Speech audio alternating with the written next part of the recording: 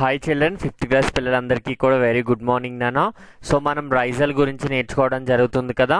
So ఈ రైజల్ గురించి నేర్చుకున్న దాంట్లో మనం ఆల్రెడీ క్వశ్చన్స్ నేర్చుకోవడం జరిగింది. సో ఇప్పుడు మనము ఫిల్ ఇన్ ద బ్లాంక్స్ నేర్చుకుందాం నాన్న. So there was no food, no love and no dash in the small village.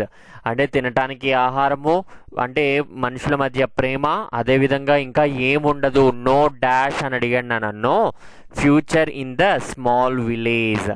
In the beginning he had no dash and no shelter. అంటే తను ఇల్లు వదిలిపెట్టి రాగానే తనకి ఏం లేదన్నా, ఫస్ట్ తినటానికి ఏం లేదన్నా, తినటానికి ఫుడ్ లేదు, అదేవిధంగా షెల్టర్ కూడా లేదు కదా ఉండటానికి.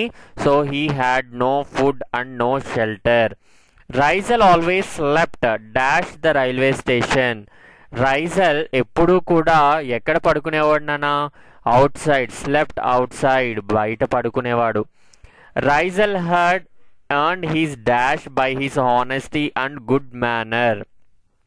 అంటే తను యొక్క మంచి అలవాట్లతోటి తన యొక్క నమ్మకం, అంటే దేన్ని సంపాదించుకున్నాడన్నా? ఎర్న్ హిస్ గుడ్ విల్, మంచి నమ్మకాన్ని పొందాడు. ఎవరు? రైజల్. ఫిఫ్త్ వన్ చూడనా. He took the dash and went to station master's office. తను ఏం పట్టుకుని స్టేషన్ మాస్టర్స్ ఆఫీస్కి వెళ్ళాడన్నా? ట్రైన్లో దొరికిన బ్యాగ్ని పట్టుకుని ఎక్కడికి వెళ్ళాడు? స్టేషన్ మాస్టర్స్ ఆఫీస్కి వెళ్ళటం జరిగింది కదా.